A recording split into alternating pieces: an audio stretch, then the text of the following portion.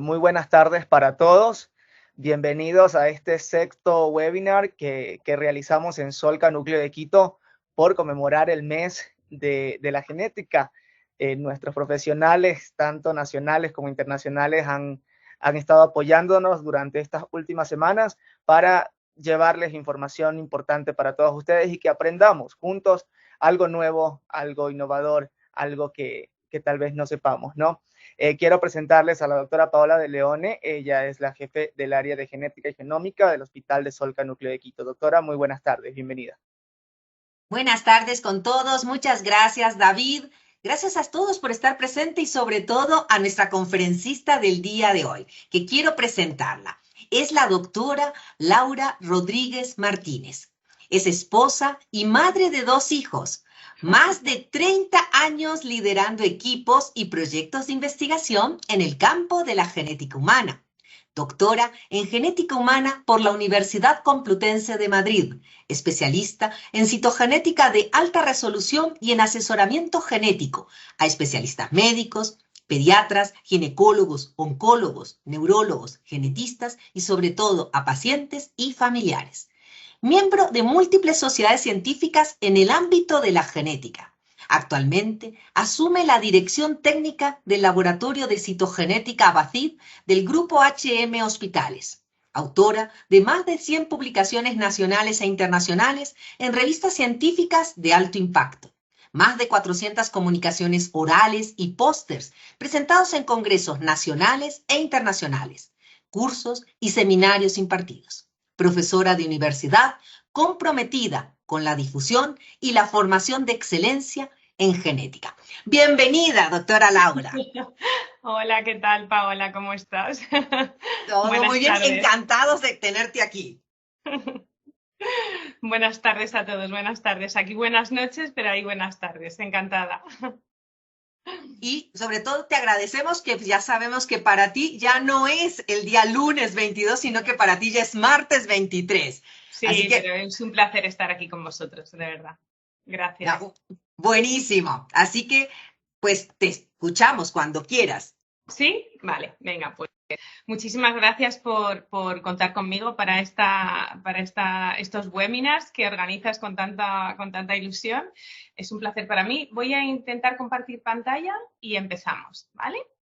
Bueno, pues muchísimas gracias de verdad por tu presentación. Es un placer estar aquí y os voy a hablar de cromosomas marcadores extra. El título de mi charla es Cuidado con los cromosomas marcadores extra, y me refiero a cuidado con los cromosomas marcadores extra cuando nos lo encontramos al hacer un estudio de un cariotipo, cuando analizamos o a un bebé recién nacido, ya sea malformado o no, o a un adulto familiar familiar con cromosomas marcadores extra.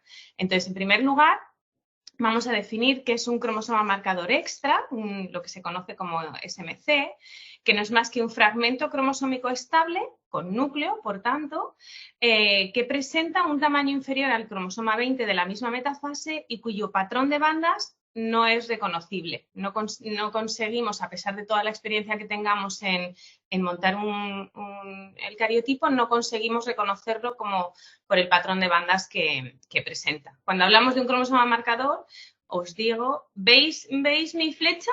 ¿Veis lo que estoy marcando aquí a la derecha? Bueno, un pequeño fragmento. Sí, ¿verdad? Sí. Vale, pues aquí tenemos un pequeño fragmento que, como os digo, es irreconocible.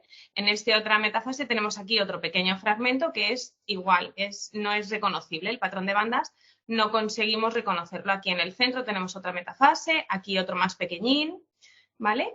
Entonces, presentan distinto tamaño y distinta morfología y no conseguimos reconocerlo. Y cuando montamos el cariotipo, como vemos aquí, por ejemplo, es un marcador con una morfología irreconocible. No podemos saber de qué cromosoma procede y cuántos genes tiene, si es que tiene genes. No podemos diferenciar si tiene eucromatina o heterocromatina.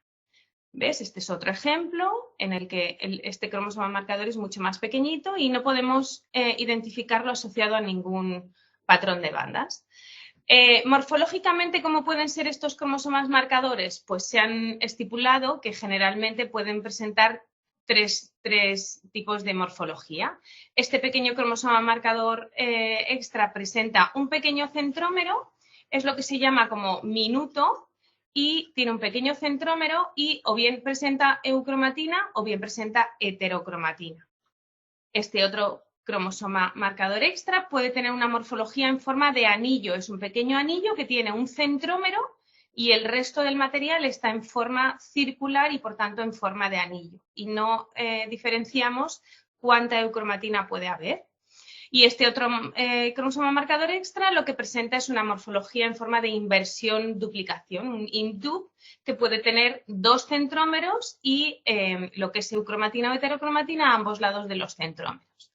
Esto es un dibujo, pero fijaros que los distintos minutos pueden ser desde un solo centrómero chiquitito a tener un centrómero con algo de eucromatina o heterocromatina alrededor. En este otra morfología igual, son pequeños minutos que con distinta morfología que corresponden al cromosoma marcador. En este otro caso, os pongo un dibujo de un anillo, un marcador en forma de anillo que puede tener distinto tamaño también. Y en este otro caso son marcadores en forma de indup, de duplicación invertida, pero que si os fijáis pueden ser bisatelitados, dicentroméricos, con presencia de eucromatina, con presencia de heterocromatina, pueden ser muy complejos. Entonces, pueden ser desde muy simples, como es este pequeño núcleo que tenemos aquí, hasta mucho más complejos, como las duplicaciones invertidas o los anillos de distinto tamaño. Estos son marcadores reales de los que nos hemos encontrado en nuestro laboratorio, en nuestra rutina diaria, pacientes con pequeños marcadores minutos, como vemos aquí, duplicaciones invertidas de marcadores o pequeños anillos, ¿vale? Pero, ¿cuál es la frecuencia con la que nos encontramos estos cromosomas marcadores? En general, en población general, se estima en torno al 0,044% de estos cromosomas marcadores, pero si nos referimos específicamente a aquellos casos diagnosticados prenatalmente, su frecuencia puede aumentar hasta alrededor de un 0,075%. ¿Vale? Es importante porque aunque son muy poco frecuentes, están ahí y de hecho es complicado a veces diagnosticarlo y pueden pasar desapercibidos. Necesitamos un ojo experto a la hora de hacer este estudio citogenético. Es importante también recordar que el 30% de los pacientes que son portadores de este tipo de cromosomas marcadores pueden tener una repercusión clínica, de hecho la tienen, pueden tener mayor o menor repercusión clínica y ahora veremos de qué depende. Y el 70% de los cromosomas marcadores son de novo. Eso significa que no son heredados de sus padres, pero hay un 30% en el que uno de los progenitores tiene el mismo cromosoma marcador que el que ha transmitido a su descendencia. ¿Vale? Una de las páginas que más información reporta a propósito de los cromosomas marcadores es la página del doctor Thomas Leer y de ahí he sacado estos datos en los que refiere que el origen de todos los cromosomas marcadores está descrito relacionado con todos los cromosomas, desde el cromosoma 1, el cromosoma 2, el cromosoma 3, o sea, se han descrito en la literatura cromosomas marcadores procedentes de cualquiera de los cromosomas de una célula. Pero es cierto que si nos fijamos en esta gráfica, el cromosoma marcador más frecuente es el que procede del cromosoma 15 con diferencia, con bastante diferencia. O sea, la mayoría de las veces que nos encontramos en un estudio citogenético un cromosoma marcador, lo primero que tenemos que pensar es que procede del cromosoma 15, porque es el más frecuente. A continuación, en frecuencia es el cromosoma 22, también el cromosoma 12, que se asocia con el síndrome de Pallister-Killian, y aquellos cromosomas marcadores que derivan de cromosomas sexuales, ¿vale? Ya os digo, para tomar información de cualquier cromosoma marcador, os remito a la página del doctor Thomas Leer. Pero, ¿qué tenemos que tener en cuenta a la hora de diagnosticar un cromosoma marcador? Fijaros, es fundamental cuando nos encontramos un paciente con un cromosoma marcador determinar el grado de mosaicismo. ¿Esto qué significa? Hay células, como ya sabéis, que existe la posibilidad de que dentro de un mismo paciente haya células que presenten el cromosoma marcador y haya células que no presenten el cromosoma marcador, que se haya perdido a lo largo de las divisiones celulares. Entonces, es importante determinar si todas las células presentan el mismo cromosoma marcador o hay un porcentaje de células que lo ha perdido. Esto es importante, por ejemplo, para un estudio prenatal, saber cuántas de esas células presentan el cromosoma marcador.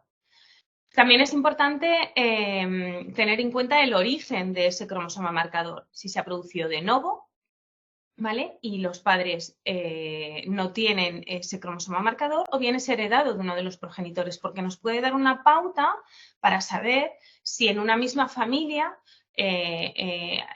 es muy frecuente encontrar ese mismo cromosoma marcador. Entonces, si somos capaces de analizar en una familia a los padres de ese niño que tiene un cromosoma marcador, a los abuelos de ese niño, y hay más miembros de la familia con el mismo cromosoma marcador, pues eso nos puede dar una idea a la hora de llevar a cabo un correcto asesoramiento genético. ¿De acuerdo? ¿Qué otra cosa tenemos que tener en cuenta a la hora de diagnosticar este cromosoma marcador? Importantísimo, el tamaño y la morfología.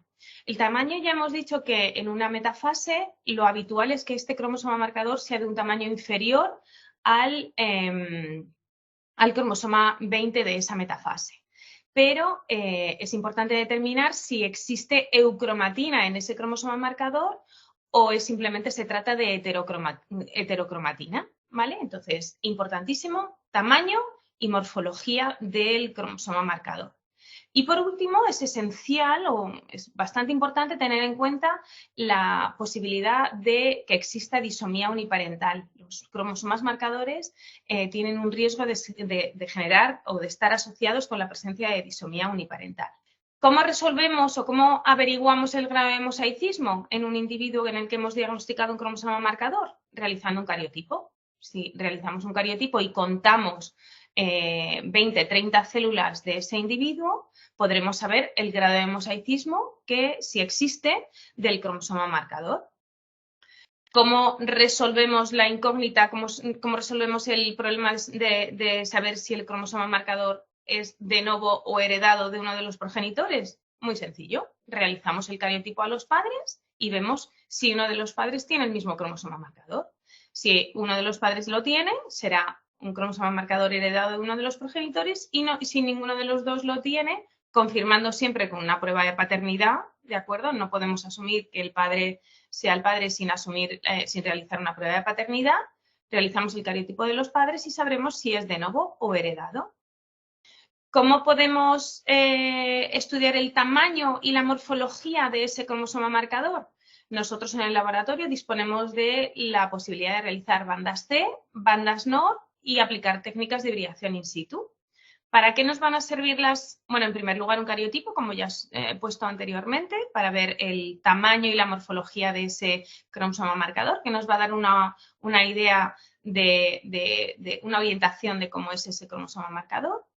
A continuación vamos a aplicar bandas C, ¿vale? Las bandas C que son específicas para la región centromérica de los cromosomas y nos va a decir, por ejemplo, como en esta imagen, si el cromosoma marcador extra tiene 1 o 2 centrómeros, como este caso que es dicentromérico, o en este otro caso que veis aquí, un pequeño cromosoma marcador que tiene un pequeño centrómero, es un minuto muy chiquitín, pero con las bandas C nos va a orientar a saber si tiene el centrómero y si alrededor del centrómero tiene o no algo más de material que no se marca con bandas C, ¿vale? En este otro caso igual tenemos otro dicéntrico. ¿Qué vamos a hacer con las bandas NOR? Las bandas NOR nos van a aportar información con respecto a los satélites. En este caso tenemos un marcador bisatelitado. Y en este otro caso tenemos un marcador igual bisatelitado y probablemente monocentromérico, ¿vale? Pero nos dan información las bandas NOR de la presencia o no de satélites. Un cromosoma marcador puede no tener satélites. En este caso confirmamos que sí que tiene 2 satélites, es bisatelitado. Y a continuación, pues aplicar técnicas de FISH. En nuestro laboratorio disponemos de una batería de sondas, como este caso, que nos puede permitir hacer un pintado de cada uno de los cromosomas. o bien pintar los centrómeros específicos de cada uno de los cromosomas con sondas específicas y dirigidas a las regiones centroméricas, o hibridar con sondas de brazo del cromosoma. En este caso, por ejemplo, nos permitió diagnosticar que algunas células tenían un simple anillo del cromosoma 7, en otras células había un doble anillo del cromosoma 7 y en algunas células del mismo individuo había tetraanillos, anillos con 4 copias de alguna región del cromosoma 7. Entonces, el FIS, la técnica de hibridación in situ, es cierto que es maravillosa para diagnosticar este tipo de cromosomas marcadores. Y por último, quería hacer hincapié en la opción de la disomía uniparental. Para los que no estéis familiarizados, la disomía uniparental consiste en recibir 2 copias de un cromosoma de un mismo progenitor. Para que un individuo sea sano, morfológicamente sano, todos nosotros necesitamos tener 2 copias de cada cromosoma, pero no es algo tan sencillo. Necesitamos una copia de nuestra madre y una copia de nuestro padre. Entonces, no vale, digamos, no nos vale con tener 2 copias del mismo progenitor. Eso se traduce en una disomía uniparental y se traduce en patología clínica. Y la disomía uniparental, en algunos casos, está asociado con la presencia de los cromosomas marcadores. Y os voy a poner a explicar de un modo rápido cuáles son los posibles mecanismos por los cuales la presencia de un cromosoma marcador puede estar asociado con la disomía uniparental. En este primer ejemplo vemos cómo hay 2 gametos, uno de ellos viene alterado porque presenta 2 cromosomas del mismo progenitor, del mismo par, y se genera un cigoto en el que hay 3 cromosomas del mismo par. Este cigoto en principio es inviable y como mecanismo de rescate lo que hace es que el propio cigoto elimina parte de un cromosoma y genera la presencia de un cromosoma marcador, y esto genera una disomía uniparental de tipo heterodisomía, porque estos 2 cromosomas son procedentes del mismo progenitor. Entonces se genera una disomía uniparental tipo heterodisomía. En este otro caso puede ocurrir que uno de los progenitores tenga un cromosoma marcador y se genere un gameto anómalo en el que solamente está presente el cromosoma marcador. Se genera un cigoto en el que, como veis, estaría alterado, y como mecanismo de rescate igual ese cigoto quiere seguir adelante, y como mecanismo de rescate lo que hace es que se duplica el cromosoma normal y va a dar lugar a una disomía uniparental tipo isodisomía, y nos encontraríamos con un cromosoma marcador, pero en realidad lo que tenemos además es una disomía uniparental que puede estar asociado con patología clínica. En este otro caso es un poco más complejo, pero vengo a contar algo parecido. Hay 2 gametos que en este caso son normales, se genera un cigoto normal, y por una alteración, algo parecido a lo que hemos explicado hasta anteriormente, pero con origen de 2 gametos normales, vamos a generar un mecanismo de rescate celular para seguir adelante ese embrión, ese cigoto, y de nuevo se produce una disomía uniparental que se asociará con patología clínica. En este otro caso es algo parecido también al anterior, pero uno de los progenitores es portador de un cromosoma marcador, y por algún error que puede ocurrir, el otro gameto viene también alterado y se genera un cigoto parcialmente trisómico, porque el cromosoma marcador puede tener eucromatina, y como mecanismo de rescate se genera igual una complementación de tipo disomía uniparental. Y por último, de nuevo, un gameto que puede venir nulisómico, sin ningún cromosoma específico para ese par, y un progenitor ser portador de un cromosoma marcador, que se genera un cigoto anómalo y como mecanismo de rescate genera una duplicación que va a dar lugar a una disomía uniparental tipo isodisomía. ¿De acuerdo? Entonces es importante recordar a la hora de encontrarnos con un cromosoma marcador que puede estar asociada con la presencia de disomía uniparental y aunque aparentemente los cromosomas que estamos viendo sean dos cromosomas de la misma pareja, no olvidar que tenemos que descartar la presencia de disomía uniparental. ¿De acuerdo? Bueno, pues una vez que ya somos súper expertos en cromosomas marcadores extra, ¿vale? Os voy a presentar un par de casos que hemos tenido en nuestro laboratorio y que, bueno, hemos aprendido un montón y que, bueno, pues me apetece compartirlo con vosotros. Entonces, el primer caso es un embarazo normal, que ecográficamente iba todo bien, no había ningún hallazgo ecográfico que hiciera sospechar nada y por ansiedad materna, en la semana 16, la pareja decidió realizar una amniocentesis, ¿de acuerdo? Entonces se extrajo un líquido amniótico que nos llega al laboratorio, lo cultivamos y aproximadamente después de 3 semanas conseguimos el cariotipo del bebé. Este cariotipo que estáis viendo es un cariotipo de líquido amniótico que corresponde con un varón que, como veis, tiene un cromosoma marcador extra porque tenemos 47 cromosomas, ¿de acuerdo? Lo primero que tenemos que hacer cuando nos encontramos con un diagnóstico prenatal de un líquido amniótico con una alteración cromosómica, ya sea la que sea, y en este caso un cromosoma marcador extra, es realizar un cariotipo a los padres, ¿de acuerdo? Siguiendo el patrón que hemos visto antes para intentar determinar si el cromosoma marcador es de novo o es heredado de uno de los progenitores. Bueno, pues hicimos extracción de sangre, en este caso, tanto a la mamá como al papá, y la mamá era portadora de un cromosoma marcador extra, como veis aquí. Es un cariotipo de alta resolución y efectivamente tenía un cromosoma marcador extra que, si os fijáis, aparentemente tenían morfológicamente, parecían exactamente iguales, ¿de acuerdo? Pero no nos podíamos quedar aquí, teníamos que aplicar las técnicas que os he comentado antes, ya sea tanto las bandas C, que efectivamente confirmamos que ese cromosoma marcador se trataba de un cromosoma marcador dicéntrico, como veis aquí, tenía 2 centrómeros, era un cromosoma relativamente grande, ¿de acuerdo? De tipo con duplicación invertida, de los 3 tipos que os he presentado antes, no era un minuto, no era un anillo y era una duplicación invertida, ¿vale? Pero era importante saber si además tenía eucromatina, ¿de acuerdo? Bueno, aplicamos bandas NOR y vimos que era bisatelitado, o sea que teníamos información de que morfológicamente era un cromosoma marcador dicentromérico y bisatelitado. Y a continuación aplicamos técnicas de hibridación in situ. Como ya he dicho antes, están descritos los cromosomas marcadores en la literatura procedentes de todos los cromosomas, pero el primero que tenemos que descartar, del primer cromosoma que tenemos que sospechar, es que derive del cromosoma 15. Y efectivamente hibridamos como primera opción con la sonda centromérica del cromosoma 15 y era derivado del cromosoma 15. Como veis en la imagen, son los 2 cromosomas 15 normales y el cromosoma bastante grande, dicéntrico para el centrómero del cromosoma 15. ¿De acuerdo?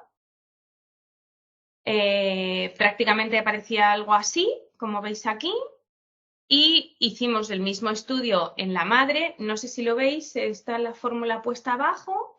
Es un cromosoma marcador derivado del cromosoma 15 de origen materno, ¿de acuerdo?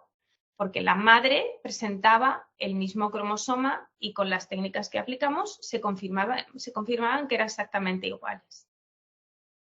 De modo que teníamos un embarazo normal, sin hallazgos ecográficos, el ginecólogo volvió a hacer una ecografía, no había nada que hiciera sospechar de ninguna malformación, la mamá se había hecho este estudio simplemente por ansiedad materna, pero no había ninguna malformación, insisto, el ginecólogo que pudiese hacerle sospechar alguna cosa. En el estudio del líquido amniótico, como ya digo, nos encontramos este cromosoma marcador y yo quería preguntar a la audiencia, a todos los que me estáis escuchando, ¿nos podemos quedar tranquilos? ¿Podemos dar un asesoramiento genético de tranquilidad? ¿O podemos hacer alguna cosa más? ¿Qué opináis? A ver, ¿quién se anima? Para sus respuestas podemos levantar la manito para poderles activar, ¿sí? Venga.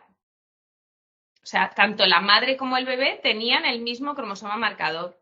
La madre era, por cierto, fenotípicamente normal y guapísima y altísima, inteligentísima y, ¿vale? Era fenotípicamente absolutamente normal, sin ninguna enfermedad, sin ninguna malformación ni nada que tener en cuenta.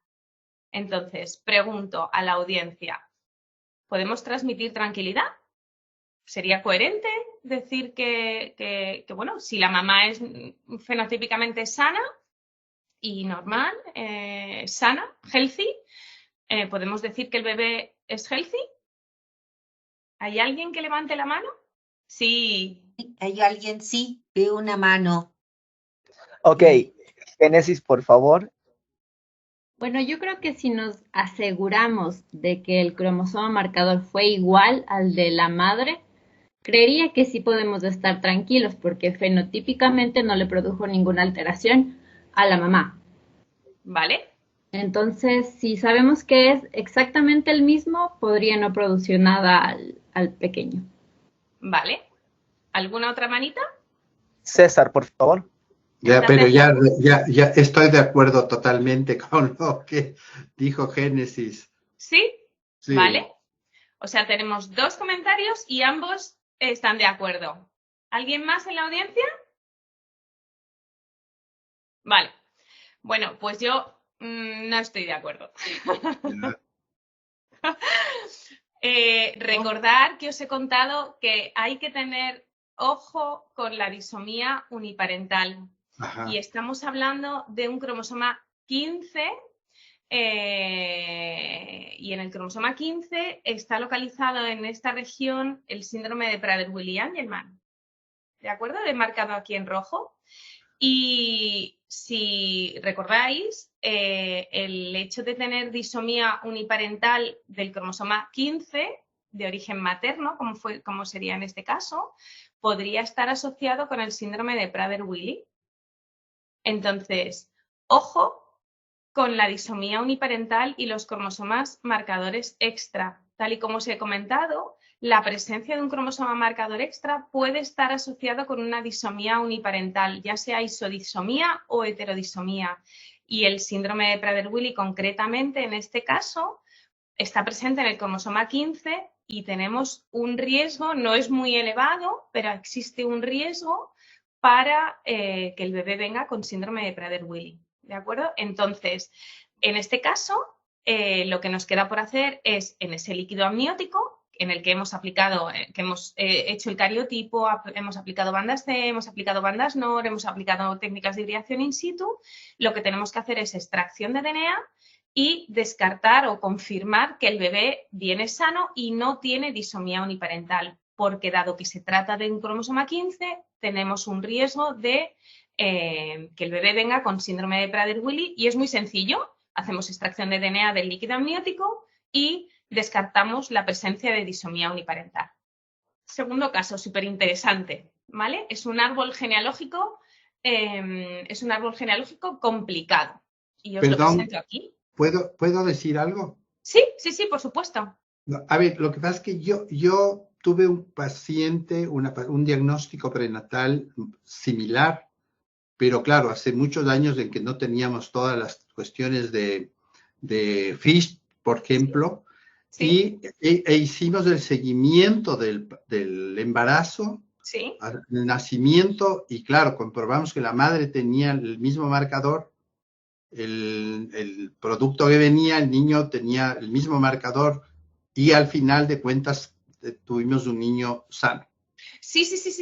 A ver, lo habitual y lo normal, o sea, lo más frecuente es que este fenómeno de disomía uniparental no ocurra, pero como hemos ido avanzando con los estudios y con la tecnología y los avances, dado que existe la posibilidad, ya sabemos más cosas, entonces, dado que existe la posibilidad de que la presencia del cromosoma marcador pueda generar disomía uniparental, como os he presentado aquí en las distintas opciones de aquí, está demostrado que existe un riesgo de que se genere disomía uniparental en el bebé. Entonces, hoy sabemos esto Y lo que yo os recomiendo cuando encontréis un caso prenatal de cromosoma marcador extra es que si está asociado a algún cromosoma que pueda estar vinculado con disomía uniparental y por tanto riesgo de malformaciones fetales o de retraso mental, hoy en día es relativamente fácil descartar la disomía uniparental porque ya sabemos que la presencia de un cromosoma marcador puede estar asociado con una baja frecuencia, pero existe el riesgo de que se genere esa disomía uniparental. Entonces, antes no lo sabíamos, ahora sí, y como existen las técnicas disponibles para hacerlo, si se puede, pues es una opción. De modo que, y si no se puede hacer el estudio de disomía uniparental, al menos el asesoramiento genético a los padres debería de al menos mencionarse que existe ese pequeño riesgo de que el bebé venga con una disomía uniparental. ¿Vale? Al menos el asesoramiento genético, que los padres estén informados. ¿Que es poco frecuente? Sí, pero bueno, para eso están los avances y la tecnología y nos permiten, hoy que sabemos más cosas, que los padres al recibir un asesoramiento genético estén informados. Y los facultativos que nos quedemos con la tranquilidad de haber hecho todo lo que podemos hacer, ¿no? en este tipo de casos. Gracias. Nada. Vale, y entonces el segundo caso que os quería comentar es un árbol genealógico complicado, ¿vale? Es este árbol genealógico que os he puesto aquí, en el que, fijaros, los individuos que están marcados en tono verde y en tono azul son malformados, ¿de acuerdo? Mientras que los individuos que tienen un color transparente, o sea, blanco o rosado, son healthy, son sanos, ¿de acuerdo? Vale. Vamos a ver el árbol en detalle. Todo empezó con este pequeñajo, es un varón que al nacimiento le hicimos el cariotipo por malformaciones y nos encontramos que tenía un cromosoma marcador extra, ¿de acuerdo? Inmediatamente después, ante este hallazgo, le hicimos el cariotipo a los padres y la madre era portadora también de un cromosoma marcador extra que era, en principio, era idéntico al del bebé, ¿de acuerdo? No podíamos decir que las malformaciones del bebé, en principio, estuviesen justificadas por la presencia de ese cromosoma marcador porque la madre tenía el mismo cromosoma marcador y era una mamá sana, healthy, ¿de acuerdo?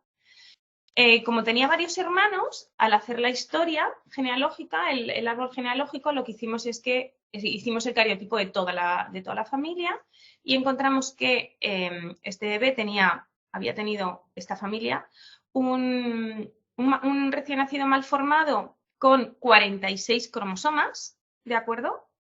Y una hermana sana y otro hermano con 47 cromosomas que tenía el cromosoma marcador, igual que él, pero era healthy, igual que su madre.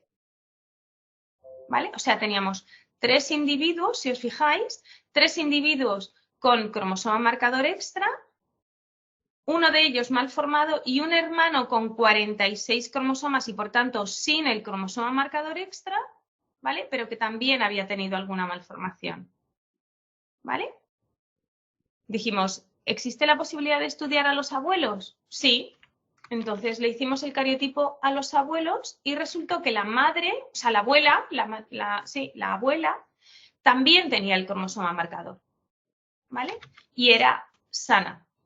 Entonces, tanto esta señora, la abuela, como su hija y este otro varón eran portadores del cromosoma marcador extra y eran sanos, de modo que no sabíamos explicar el 3,5 y el 3,9, estos dos varones azul y verde, que eran malformados cuando uno de ellos tenía marcador y el otro no. ¿Vale?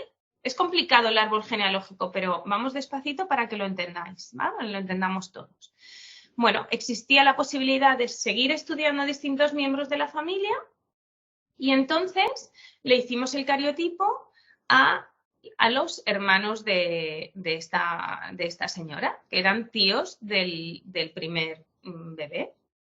Y resulta que en esta familia había de nuevo otros 2 individuos con cromosomas marcadores, aparentemente todos tenían el mismo cromosoma marcador, ¿vale? Era una familia que compartían el cromosoma marcador.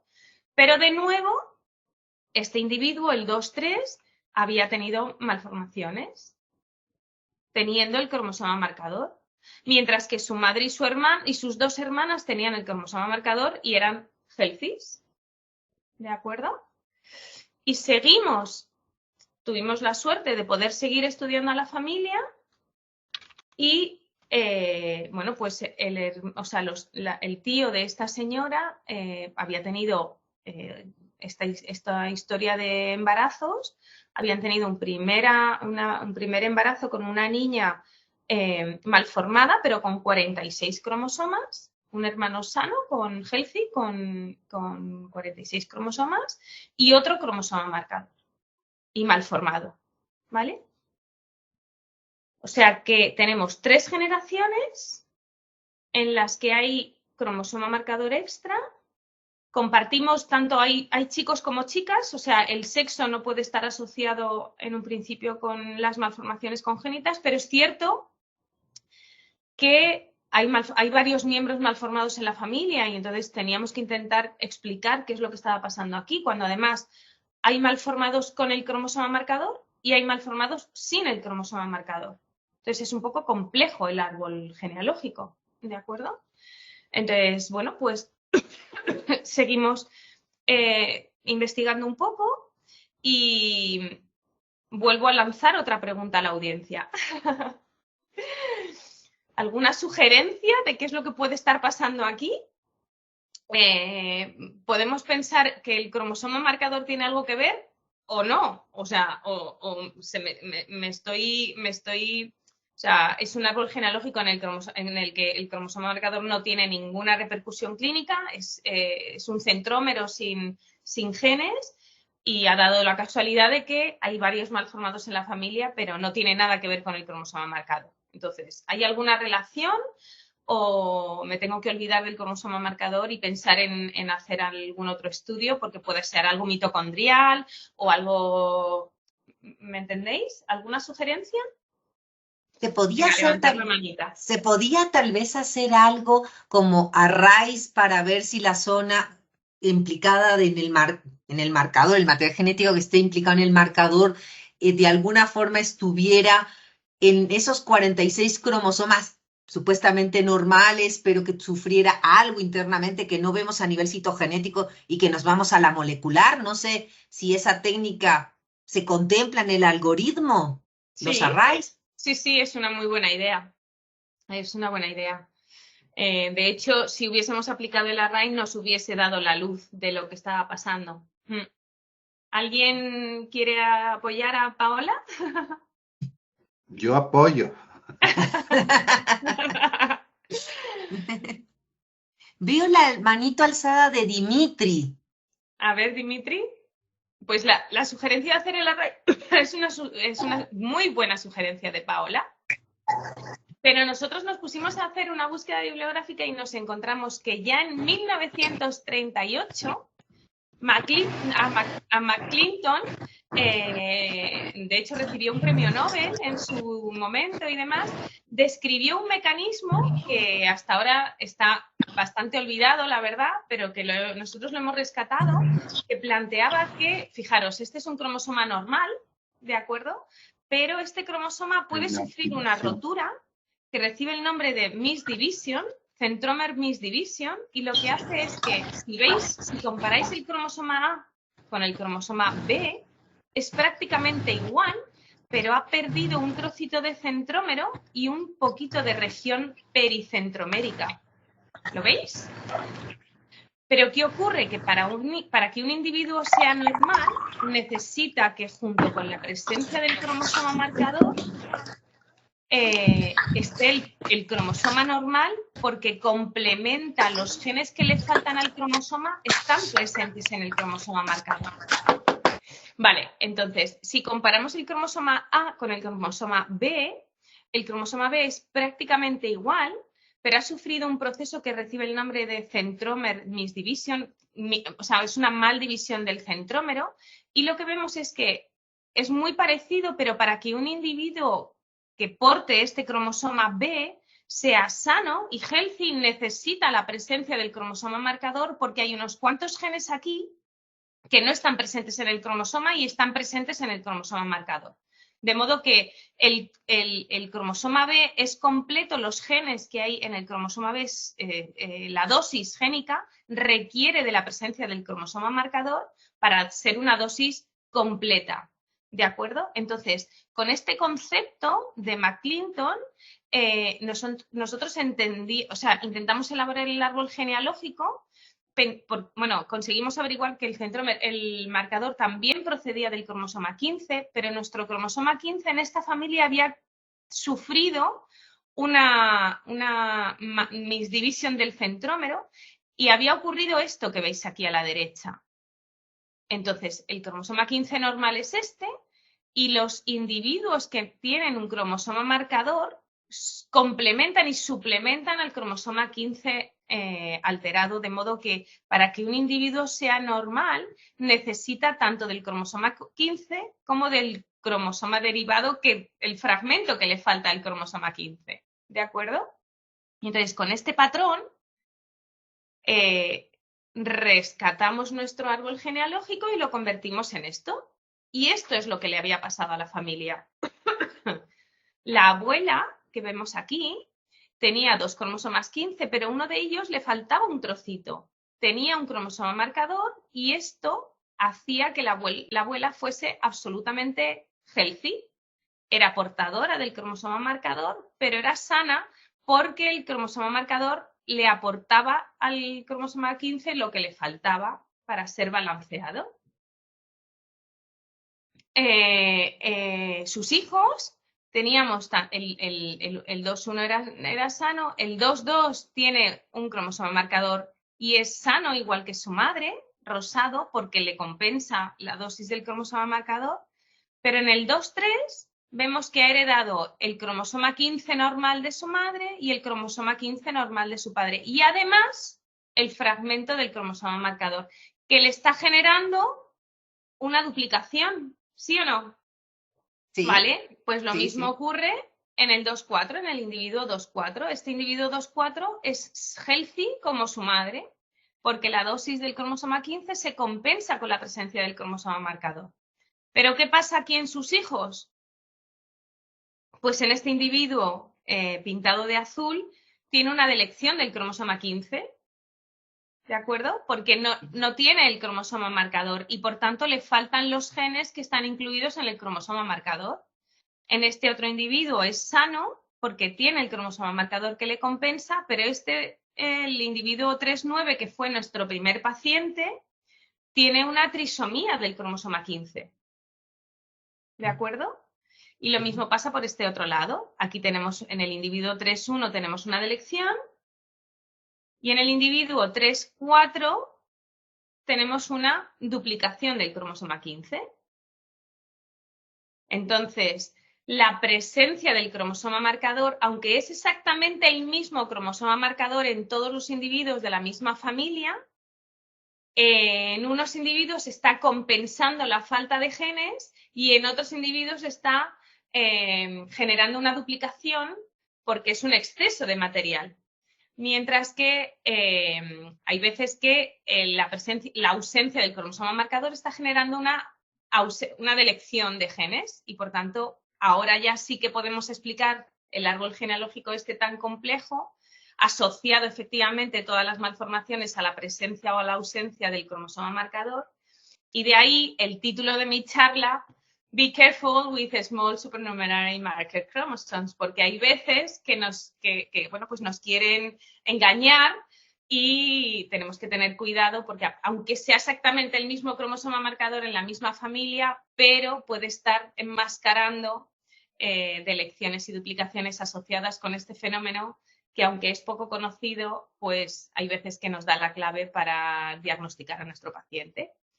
Y con esto acabo la charla de cuidado con los cromosomas marcadores y creo que con estos 2 ejemplos espero haberos convencido de que hay que tener cuidado con este tipo de marcadores. Oh, sí, no, muy bien, no, muchas gracias. Estupendo. Gracias a ti, Paula. A Pues, ver si, bueno. hay preguntas. Espero que os haya gustado, la verdad. Oh, sí, hay muchos aplausos. Así que mientras se van animando para hacer preguntas, quería yo preguntarte a ti, ¿cómo determinan la UPD? Se hace una MLPA. Ah, ya, Con perfecto. una técnica de MLPA se puede determinar la presencia de la disomía uniparental. Vamos, no sé si tenéis puesto a punto la técnica de MLPA. No la tenemos. Pues la disomía uniparental es una salsa, se compra una salsa y pero es por técnica de MLPA. Sí, Muy bien. sí. De hecho, Veo yo creo que... que ahora mismo sí es lo más rápido, es lo más fácil y es lo más económico, el MLPA. Ah, bien. A Perfecto, ver. muchísimas gracias. ¿Alguien que quiera realizar alguna pregunta, por favor, igual manera levantando la mano, o si desean la pueden escribir en el chat para poderlas leer? Sí, por favor, animaros.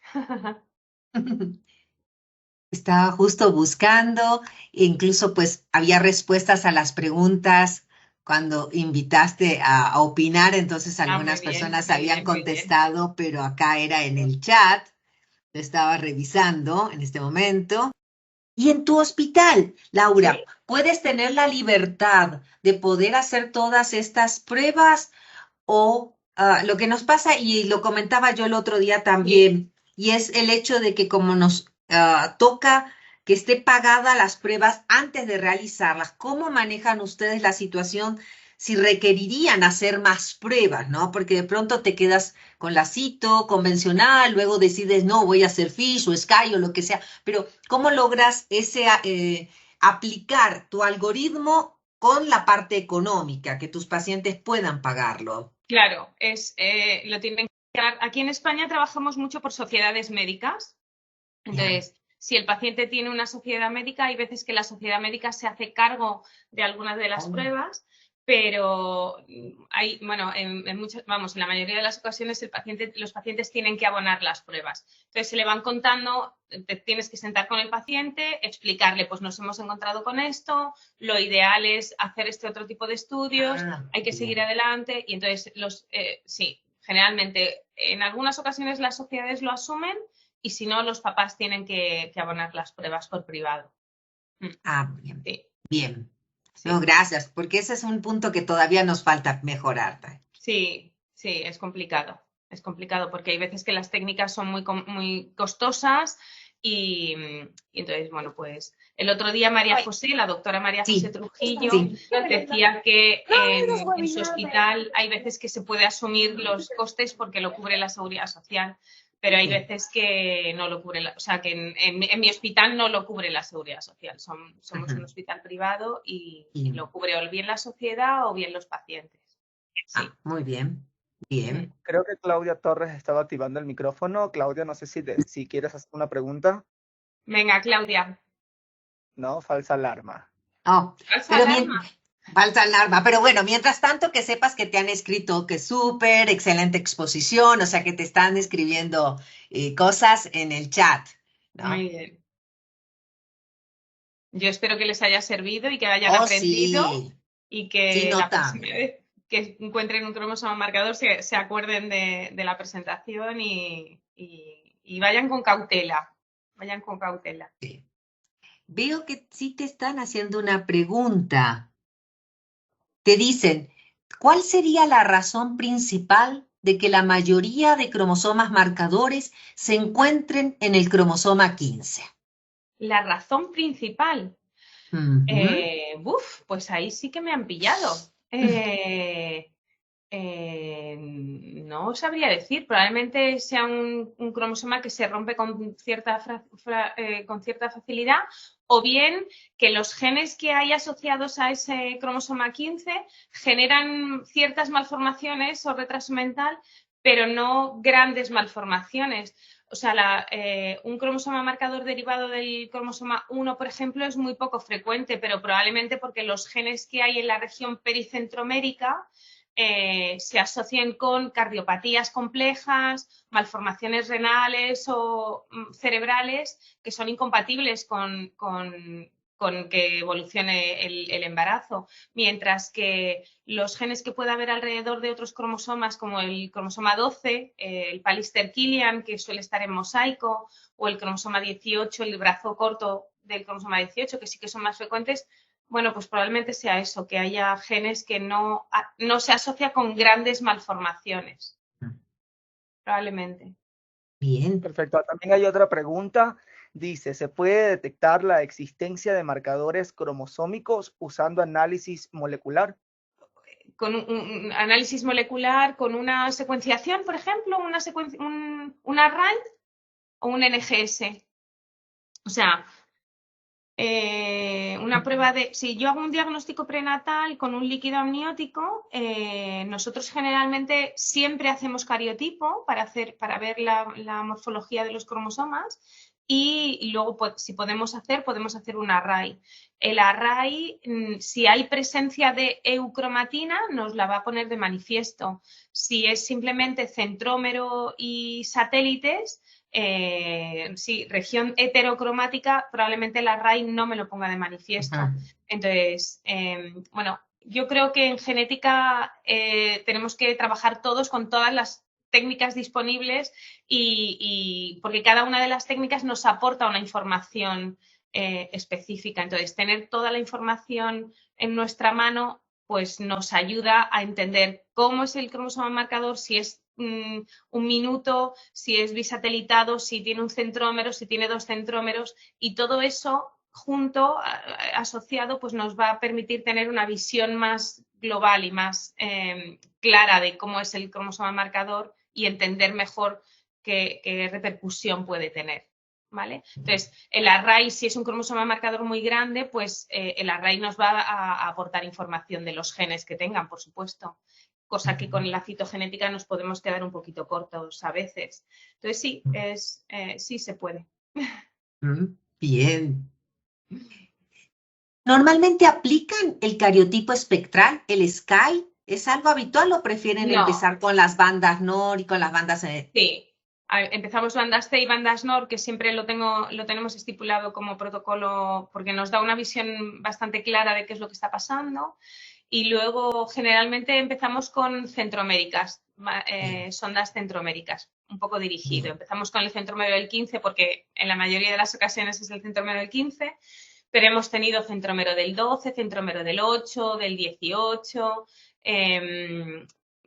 son menos frecuentes, pero sí. Del 9 también, pero generalmente vamos un poco dirigidos y luego ya pues ampliamos espectro. Muy bien. Preguntaban también por la presentación, bueno, que sepan que la charla va a quedar grabada y a partir del mes de mayo la van a poder ver a través del YouTube de Sol Caquito. Listo, pues creo que no tenemos más preguntas. Pero te seguían felicitando, que sepas que te siguen escribiendo. Felicidades para la doctora. Bueno, agradecerles a todos los que se han podido conectar. Sabemos que bueno, estamos en un momento un poco complicado acá en Ecuador, pero muchísimas gracias por acompañarnos. El día de mañana les esperamos a todos en el último webinar para cerrar con broche de oro este mes de la genética. Así que los esperamos. Por favor, síganos por las cuentas oficiales de Sol Caquito, tanto Facebook, Instagram como LinkedIn. En las 3 nos encuentran como Sol Caquito. Y será hasta el día de mañana. Muchísimas gracias. Muy bien, pues muchas gracias. Nos vemos en otra ocasión. Sí, por supuesto. Muchas gracias, Laura, porque sé que ahora ya es la 1 de la mañana para ti, pero no, te lo agradecemos montones. Probablemente mucha gente no se animó ahora a hacer las preguntas, pero no dudes que te van a escribir, Pues ahí tenéis mi correo, o sea que lo que necesitéis, intento resolver vuestras dudas, lo que pueda, ¿vale? Bien. Gracias. Muchas gracias, Estamos en contacto. Muy bien, Paola, gracias, adiós. Felicitaciones.